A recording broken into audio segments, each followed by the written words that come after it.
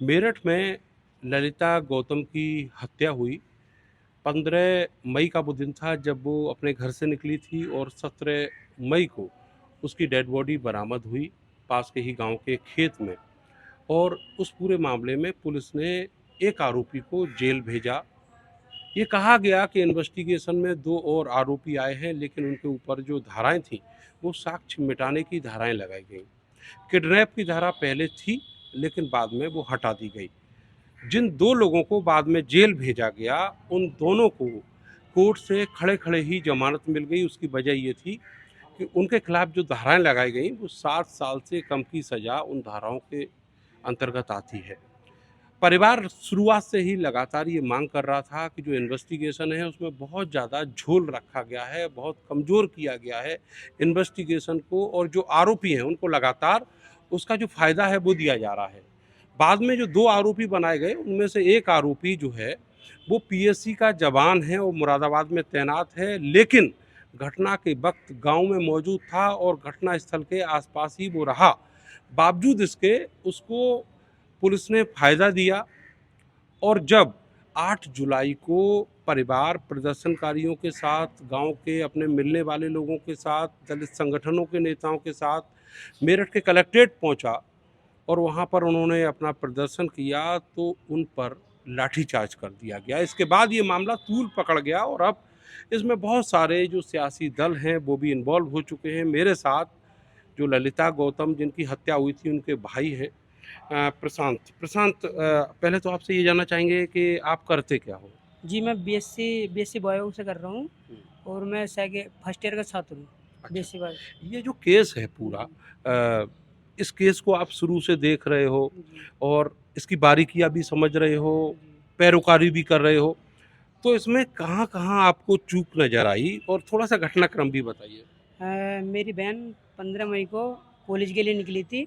वो वापस नहीं आई, तो अब हमने उससे पूछताछ की और हमने इधर-उधर अपने रिश्तेदारों में इधर-उधर छानबीन की, तो पता चला कि वो वापस नहीं आई। हमने 15 तारीख की रात को हमने गुमशुदगी की एक रिपोर्ट लिखाई थी, तहरीर लिखाई थी, वो उन्होंने 16 तारीख को चढ़ाई है। फिर हमने एक जब जब शव बरामद हो गया, फिर हमने एक और तहरीर लिख के दी थी। फिर पुलिस प्रशासन ने हमें आश्वासन दिया था, एसपी आर्य देहात थाना रोहटा ने आश्वासन दिया था कि ये जो मैं तहरीर लिख रहा हूँ ये मैं थाना टीपी नगर में ट्रांसफ़र कर दूंगा, पर अभी तक उन्होंने नहीं किया। उन्होंने आश्वासन दिया और हमारी पुलिस प्रशासन ने बहुत लापरवाही की है हमारे इस केस में, जिस कारण थाना टीपी नगर के कारण ही मेरी बहन का मर्डर हुआ है। अच्छा, अगर ये बताइए कि जो लापरवाही की है, क्या क्या वो लापरवाही है जो आपको लगता है कि अगर पुलिस थोड़ी सी सचेत रहती तो इसमें जो आरोपी हैं उनके खिलाफ और कड़ी कार्रवाई हो सकती थी? जी, हमने उनको नाम बताए थे सीधे-सीधे, पर पुलिस प्रशासन ने हमारी बातों को नज़रअंदाज किया और अगर वे 15 तारीख को ही इन्वेस्टिगेशन चालू कर देते तो मेरी बहन काश बच बच सके थी। अच्छा। जी। अभी जो उसमें ये कहा गया कि जो एससी एसटी की धारा है वो मुख्य आरोपी के जेल जाने के बाद लगाई गई थी, ऐसा क्या है? वो उसकी सत्यता बताइए। हाँ जी, मुख्य आरोपी के जेल जाने के बाद लगाई गई थी धारा और पुलिसकर्मियों ने एक और आरोपी बनाया था, जिसे 51 के नोटिस पे ज़मानत दे दी गई है। वो अ, उ उकसा निवासी है, हम्म। उकसा गाँव का। जो खेत वाले का जी, जी। भतीजा था। जी, जी, वही था अच्छा। आदेश। उसको जमानत दे दी? जी। तो थाने से जमानत दी या कोर्ट से मिली? ये हमें इन्वेस्टिगेशन ऑफिसर ने भी नहीं बताया ये चीज़ और हमें जानकारी बहुत कम देते हैं वे लोग। तो अभी इन्वेस्टिगेशन तो जो सीओ हैं जी, अस्थाना वो कर रही है ना, जी, जी। तो उनकी तरफ से क्या आपको गड़बड़ी लगती है? उनकी तरफ से सारी गड़बड़ी है। अ, जब वे ये भी बता रही हैं कि ललिता 35 किलो की थी और जो लड़का था वो 70 किलो का था, उससे क्या सेंस लगता है? अपने यूँ कह रही है एक नहीं मारा है, पर एक तो इसे मार नहीं सकता, इसमें क्योंकि साफ-साफ नज़र आ रहा है, इसमें तेज़ाब भी छिड़का गया है और ये सीधे-सीधे बोल रही है कि इसमें ऐसा कुछ नहीं हुआ, इसमें पुलिस ये तेज़ाब-वेज़ाब कहती है कि तेजाब वगैरह की कोई बात नहीं थी। नहीं, ये ऐसे कहती है। जी। नहीं, कहा पुलिस ने कि हाँ। तेजाब जो है वो नहीं छिड़का गया उसके हाँ, ऊपर। पर वो साफ नज़र आ रहा है, आपको मैं फ़ोटो दिखा दूँगा और हम्म, आप जिसने भी देखा होगा वो सीधे बता देगा कि तेज़ाब छिड़का गया है, बेरहमी से हत्या की गई हम्म। है। जी। अच्छा, आपने कहा कि उसका किडनैप किया गया, जी। तो क्या किडनैप की धारा केस में लगी है? वो तो मुझे जानकारी नहीं है उसकी अभी तो, पर हमने ग्रिडनैप की एप्लीकेशन तहरीर दी थी, हमने वो इन्वॉल्व करा था ग्रिडनैप का वर्ड, पर उन्होंने, मुझे लगता है शायद उन्होंने वो चढ़ाया नहीं है जो हमने इन्वॉल्व करा था। अच्छा। और जो बाकी जो कमियां हैं उनमें उसका एक भाई था, उसका रोल क्या आपको लगता है? और पुलिस ने ये माना है कि उसकी जो मौजूदगी थी उस केस के समय थी वहाँ आसपास? जी, घटनास्थल पे मौजूद था वो, और अपने भाई से लगातार 12-13 बार सीडीआर में नज़र आ रहा है और लगातार बातें कर रहा था अपनी माँ से और अपनी बहन से। इसमें इनके सारे घर के सारे सदस्य इन्वॉल्व है। इन्हें सबको पता था कि आज ये काम होने वाला है। जी। लेकिन तब भी ये कि तब भी कुछ जब उसका भाई अंकित पुलिस डिपार्टमेंट में होने के बावजूद भी जब उसे पता था, वो फिर भी पुलिस प्रशासन को इन्फॉर्म नहीं करवाया। तो उसको आरोपी तो बनाया पुलिस ने? जी, पुलिस ने आरोपी बनाया, पर साक्ष्यों के उसके साक्ष्य मिटाने के आधार पे आरोपी बनाया।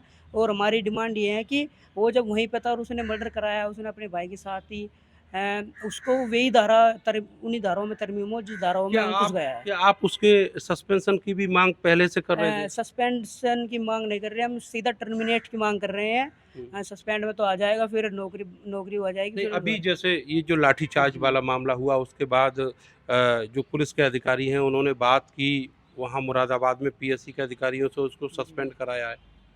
हाँ, मैंने भी एक अखबार की उसमें पॉइंट पढ़ा था कि मुझे भी नज़र आया है। नहीं, क्या न्यूज़ आप लोग में। पहले मांग कर रहे थे कि वो जी सस्पेंड हो, हाँ, उसके खिलाफ बिल्कुल कार्रवाई? मांग कर रहे थे और लेकिन उसपे तब नहीं हुआ। तब नहीं हुआ। हाँ। जब हमने 8 तारीख को हमने धरना प्रदर्शन दलित महापंचायत का आंदोलन किया था, उसमें हम पिटलिए छितलिए उसने एसएसपी अविनाश पांडे ने बहुत पीड़ित परिवार को पीटा और हमारे समाज के लोगों को पीटा, और उनको अविनाश पांडे उनको अपराधी बता रहा है, जो कि वो अपराधी नहीं है। वे हम नहीं बुलाए थे, वे हमारे परिचित लोग हैं और हमारी बहन ललिता गौतम के न्याय के लिए खड़े नहीं, हुए थे। लेकिन पुलिस और जो एसएसपी हैं उन्होंने ये कहा कि उनके खिलाफ पहले से मुकदमे दर्ज हैं नहीं। और आपको ये झांसा देकर लाए थे कि आपको मुआवजा दिलाएंगे या आपको लाइसेंस दिलाएंगे अस्त्र का। जी, हमें ऐसा कुछ भी लालच नहीं दिया गया। हम अपनी बहन के लिए न्याय माँगने आए थे और वे हमारे परिचित लोग हैं, हमने ही बुलाया था उनको, उन्होंने नहीं बुलाया था हमको।